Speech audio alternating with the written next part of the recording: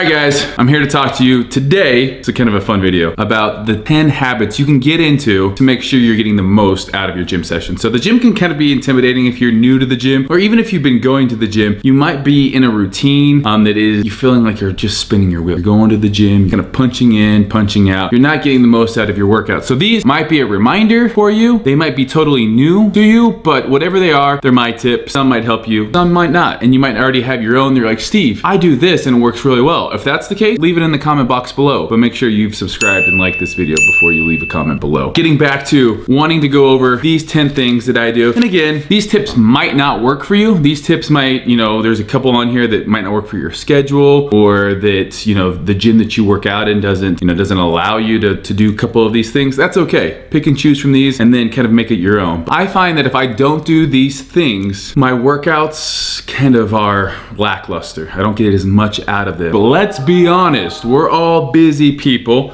We got a lot going on, so a lot of the times it's about getting bang for your buck. It's about honing in on your skills, about honing in, sharpening your sword, before the gym, to then going to the gym and really getting the most out of it, having the tools for success. So for me, I really like doing these videos, talking about habits. I really believe I'm big into schedule. I'm big into creating quality habits, because habits at the end of the day are going to take you further in life than motivation. Extrinsic motivation, extrinsic motivation, you guys don't know the difference. Intrinsic motivation comes from this like deep why, go to the gym. You want to be healthy, you want to be better for your kids, it makes you a better person.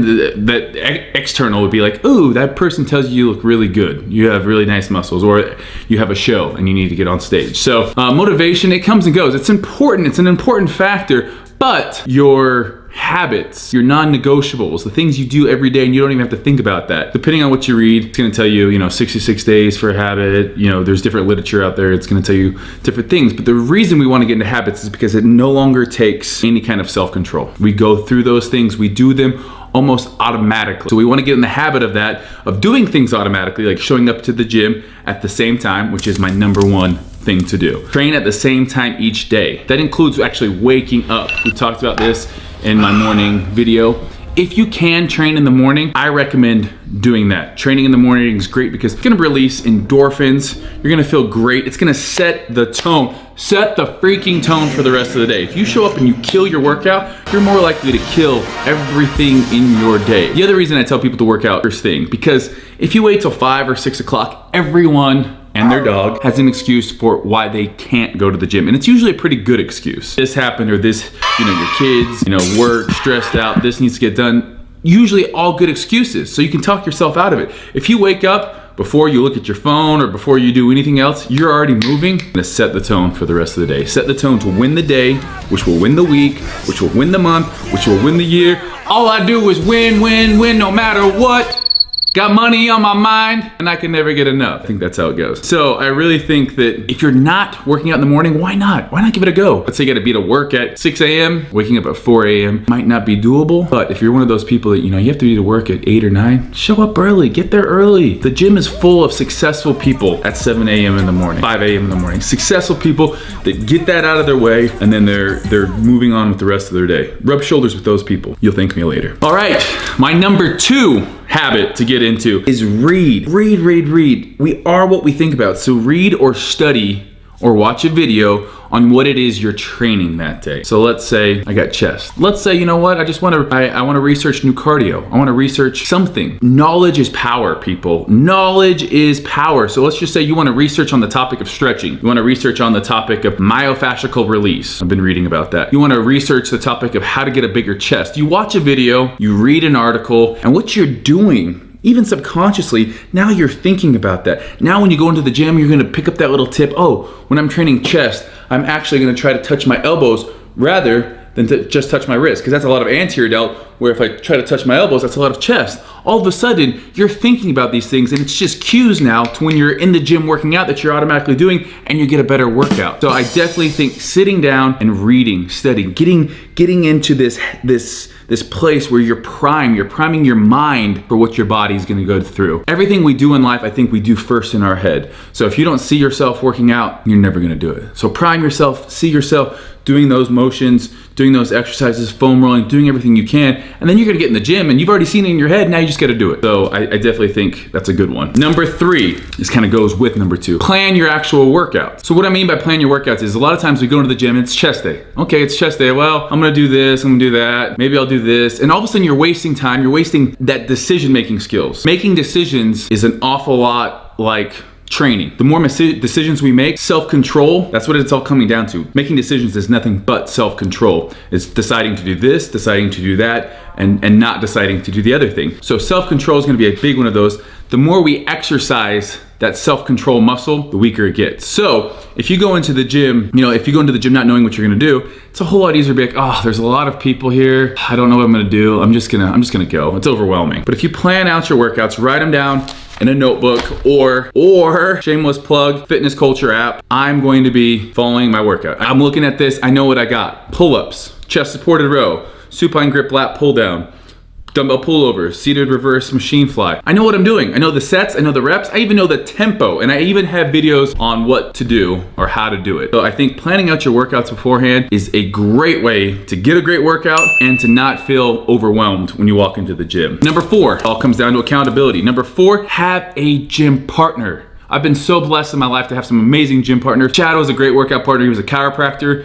He didn't compete, so it was kind of like, he would push me, but he didn't himself compete, but he was lean, pretty much 24/7, had a great handle on nutrition and training. He was a little bit older than me. I would say I was maybe 5 to 10% stronger than him on everything except for biceps. He just had strong biceps. And back, we were about the same. Jake, my business partner and my gym partner now, a lot of the times, he's a freak. He's a lot stronger chest, back. He's a 750-pound deadlifter, a 500-pound bencher. He's an animal. So I train with him.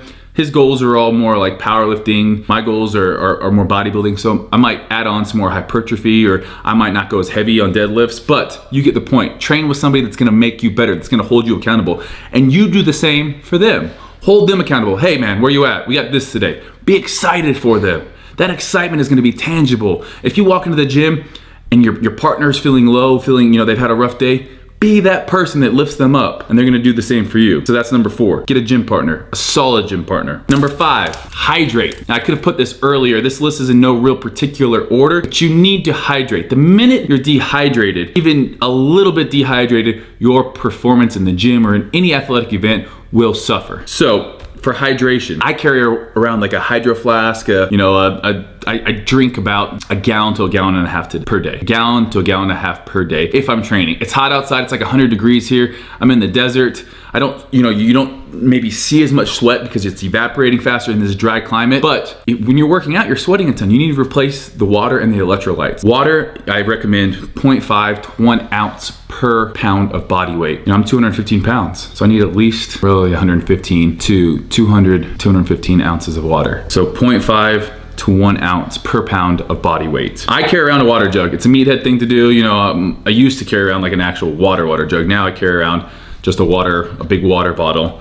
But to be honest, I think going back to the jug, it's a great thing. You can mix some BCAAs if you need some electrolytes in there, or there's some other drinks. We might even be having a supplement coming out that's gonna be perfect for hydration and something that's just nice to sip on. So hydrate before, during, and after your workout. 0.5 to 1 ounce per pound of body weight. Number 6, this one's tough. I never used to do it, but it's foam roll. Foam roll before and after your workouts. You need a foam roll. So what happens is we have all these muscle adhesions. Muscles should slide like this. They contract, they relax. Sometimes when contracting, they do this, and then all of a sudden we have all these muscle adhesions. So what foam rolling does is that foam roller presses on those adhesions, and over time you hold it there for like 30 seconds, and they're gonna slowly release, relax, and lengthen that muscle again. This is important for a lot of different reasons. A, it's gonna help with muscle repair, because as you foam roll, a lot of blood is going to that area, which is obviously gonna help repair that muscle, gonna get nutrients to that area. It's also gonna make you less sore. So if you foam roll right after a workout, studies show that you're less likely to have as much delayed onset muscle soreness, or your DOMs will be lowered. That's a great reason to do it. Also, if you're tight and if you have muscle imbalances, so if I'm always just shortening my muscles, all of a sudden I have all these muscle imbalances. My prime mover is no longer functioning like it should be. My secondary muscle groups, if my chest is too tight and my triceps are having to take over, we ruin, I guess that's how you ruin a body, in my opinion. You ruin a body by you no longer longer have prime movers handling the weight that they should. And it's now, you know, the antagonistic muscles can't do what they need to do.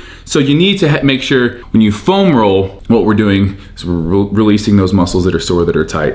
And that's gonna allow, whether it's an agonist or an antagonist, to make sure that they're doing their job and we're getting full range of motion and you're using the correct muscles for the correct exercises. So foam roll before and after. It's easy to just walk out of the gym, take 10 minutes and foam roll after. I typically only foam roll the body part I'm training that day before, but after I'll try to just get like a full body flush. Number seven, listen to the right music, plan your playlist. Now, maybe you don't listen to music and that's fine. I love setting the tone. After I stretch, headphones go in and it's go time. I've now set the tone and I'm here to kick some ass. I'm not here to talk. My friendly face is no longer smiling, making eye contact with everyone. I'm focusing on what I need to do. I might look like a dick, but I'm here. This is me time. Everyone else during my day gets me, you know, business partners, sisters, friends, family. Everyone else gets my time except for when I'm working out. That's me time. Sorry, I gotta give it my set. I'm watching the clock. Plan your playlist ahead of time. Have your go-to playlist. Maybe, you know, again, it's music that's gonna be uplifting, so it might make you mad. It's a heavy leg day, some screaming music. So maybe have 2 sets of playlists. I have 2 sets. I have more of like a rap, hardcore, like I'm feeling myself. And then I have more of a rock, like I just makes me angry.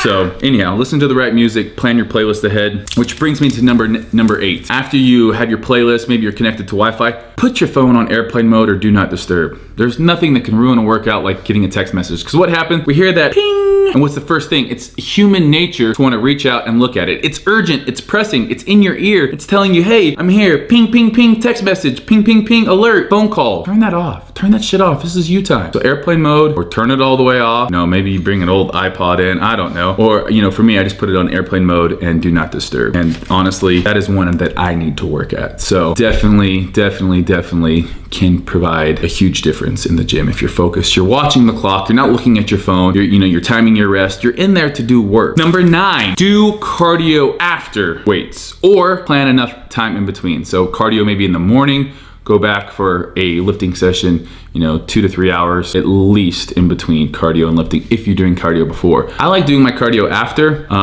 if I'm going to have to do them at the same time. I train my weights with my weights. I'm primed. I have, I've taken my pre-workout or I've taken my BCAAs. I'm hydrated. I've thought about what I'm lifting. Boom. Now I'm all that energy, all of the glycogen, the creatine monohydrate. I'm putting that to use first for my lifting session. If you do cardio first, all of a sudden you've depleted glycogen. You're tired. You're not there mentally, and your weights are gonna suffer. So I always tell people weights first. Weights first, unless you can, you have at least 3 hours that you can wait in between cardio in the morning and then lifting. Number 10, this one's optional, but no, it's not. It's optional, but it's not. I would say bring your post-workout shake to the gym with you. And I know it's like, Steve, having the anabolic window is bull crap. I'm not here to talk about necessarily, what is scientific and what isn't with post-workout shakes. I know this is a time that your body needs nutrients. You've been sweating, you've depleted glycogen. It's now time to rebuild and repair muscles. So a BCAA shake, at least, a protein shake would be my choice with some simple carbohydrates. You might even want to do creatine. I do my creatine before, but you want to replenish all those nutrients, get you in a positive nitrogen state, build and repair muscle, get you some glycogen to repair all of the glycogen, or get you some simple sugars to repair that glycogen that you've just used. And then also kind of like, boom, you're doing everything that you should be. Worked out, post-workout, boom. Now I'm not thinking about my workout or anything else. It's on to the rest of the day. If you wait and you got to go home and mix your post-workout shake together, you're now, I think, you haven't closed that chapter of your day unless you've had your post-workout shake. At least that's for me. It's like, boom, now I can close it, had my shake, on to the next thing. Last one, this is a bonus one. Sound the bonus alarm. Ding, ding, ding, ding, ding, bonus. All right, guys, last tip, last thing I do. It's actually not part of the actual gym routine, so it's a bonus.